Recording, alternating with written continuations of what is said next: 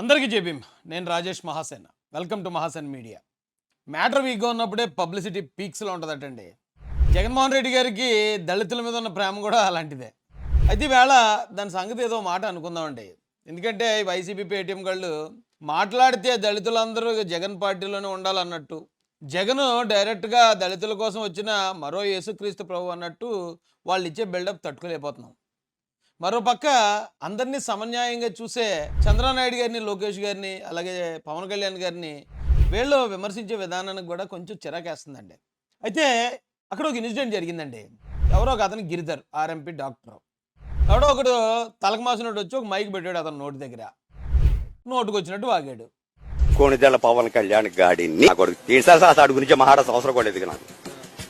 అసలు పవన్ కళ్యాణ్ అనేవాడు పిచ్చ నా కొడుకు, నా దృష్టిలో ఒక పిచ్చోడు.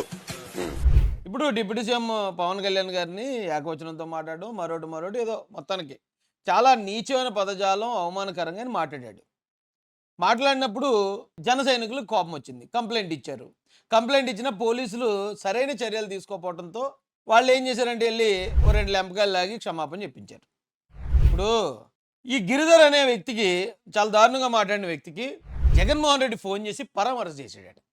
ఏం పర్లేదు, నువ్వు భలే తిట్టావు, నువ్వు అలాగే తిడతా ఉండి ఇలా తిట్టేవాడు ఎవడని రాష్ట్రంలో ఉంటే ఇగో నేను ఫోన్ చేసి దాన్ని అప్రిషియేట్ చేస్తాను, అవసరమైతే ఒక కార్పొరేటర్ సీటో జడ్పీటీసీయో ఎంపీటీసీ ఏదో ఇస్తాను అన్నట్టు ఆ తిట్టిన వ్యక్తి ఎవరైతే ఉన్నారో అతన్ని ఖండించకుండా డైరెక్ట్ మాజీ సీఎం జగన్మోహన్ రెడ్డి ఫోన్ చేసాడట.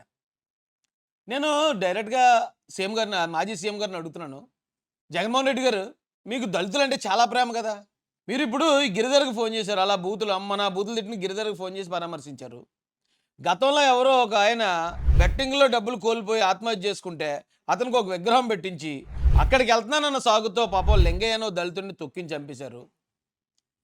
అంతకుముందు మల్లాంలో ఏదో వెలివేత జరిగిందని చెప్పి మీ పేటీఎం గాలతో ప్రచారం చేస్తున్నారు.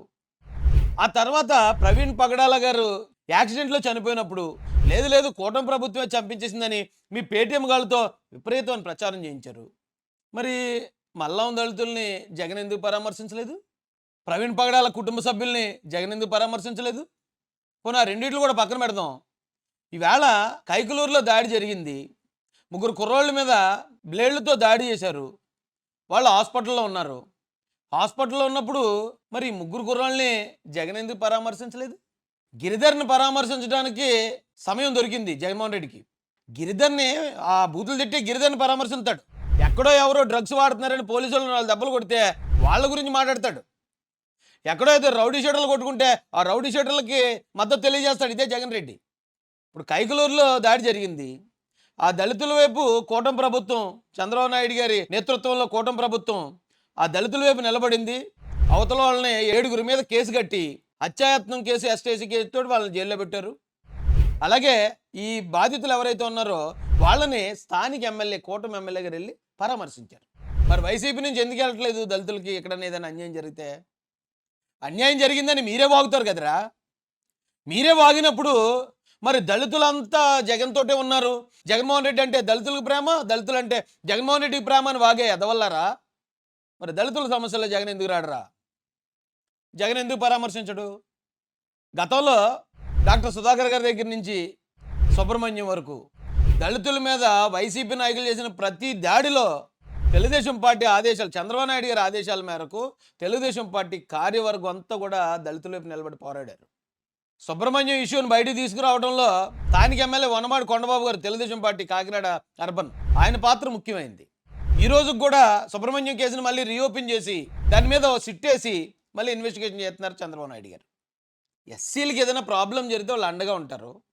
ఈ గవర్నమెంట్ వచ్చిన తర్వాత కూడా గత ప్రభుత్వ హయాంలో జరిగిన దాడుల మీద కేసులు రీఓపెన్ చేస్తున్నారు. దళితులకు ఎప్పటి నుంచో సరైన సముచిత స్థానం ఇచ్చిన పార్టీ తెలుగుదేశం పార్టీ. అలాంటి పార్టీలో రాజేష్ మహాసేన్ ఉంటే దళిత ద్రోహిగా తప్పుడు ప్రచారం చేస్తారు. తప్పుడు నా కొడకల్లారా.